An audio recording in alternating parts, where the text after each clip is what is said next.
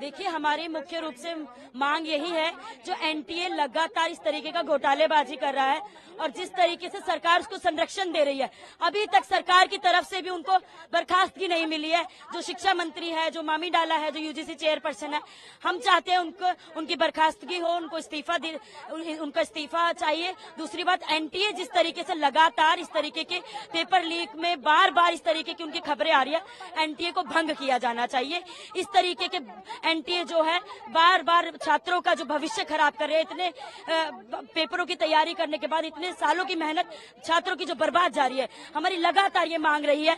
क्योंकि जिस तरीके से शिक्षा को बेचा जा रहा है, हम नहीं चाहते कि शिक्षा को कुछ चंद अमीरों के हाथों में भेज दिया जाए। लगातार शिक्षा में जो सीट है, सीट की कटौती होती जा रही है। लगातार क्रांतिकारी युवा संगठन सीटों में बढ़ोतरी के लिए लगातार डिमांड उठाता रहा है और इसीलिए आज हम जंतर मंतर पे आए हैं कि कल 6 तारीख को भी एनटीए ने जो काउंसलिंग है वो कैंसिल करी है।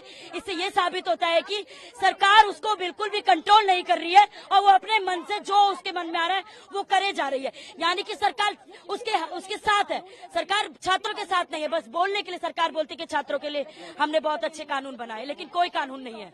ये प्रोटेस्ट करना हमारा कोई शौक नहीं, मजबूरी है। आज लगभग 1 महीने से ज्यादा हो चुका है जब ये बात निकल के आई है कि लगभग 40 लाख बच्चों का भविष्य सिर्फ जून महीने में दांव पे लग गया। नीट का रिजल्ट आया 4 जून को, उसके बाद 18 जून को भी एनटीए यूजीसी का पेपर कैंसिल होने की खबर आई। सिर्फ 1 महीने के अंदर 40-50 लाख लोगों का भविष्य खतरे में आ गया। हम प्रोटेस्ट करने को, एनटीए का जो डिसबैंडमेंट का मांग कर रहे हैं, उसके लिए हम मजबूर हैं। मामला ये है कि आंकड़ा ये आया 7 साल में 70 पेपर लीक हुआ है। करोड़ों बच्चों के भविष्य के साथ जो है खिलवाड़ हो रहा है। हम कैसे शांत रह सकते हैं? हमारा खुद का इशू है। मैं डीयू में स्टूडेंट हूँ, हमारा नेट जेआरएफ का पेपर लीक हो गया है, कैंसिल हो गया है। कह रहे हैं इंटीग्रिटी कॉम्प्रोमाइज हुई है। अगर एनटीए की इंटीग्रिटी कॉम्प्रोमाइज हुई है तो एनटीए दोबारा एग्जाम लेने के लिए सक्षम नहीं है। एनटीए को बंद होना चाहिए। एनटीए की हम डिमांड करते हैं कि खत्म हो। We have lost our trust in. What's your good name? My name is Madhulika. I did appear for UGC NET exam, and then very next day I was informed that the exams have been cancelled and they will be rescheduled.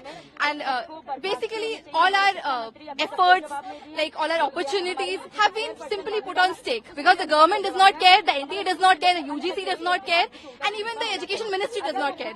We have actually lost all trust. Even if they are conducting exams, we know that it is not going to be in a fair manner.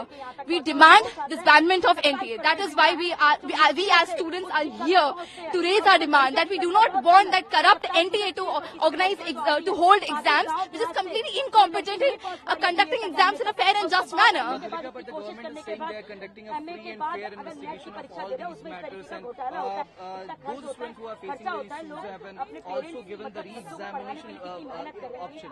So why you all are protesting? Since 7 years, more than 70 exams there have been rampant paper leaks, there have been rampant cancellation of exams, there have been postponements. What was the government doing then? Now suddenly government is saying, and how we are supposed to trust the government? If the government is successful in disbandment of NTA, the National Thug Agency, the National Trash Agency, which is completely anti-student, till then we are not going to trust the government.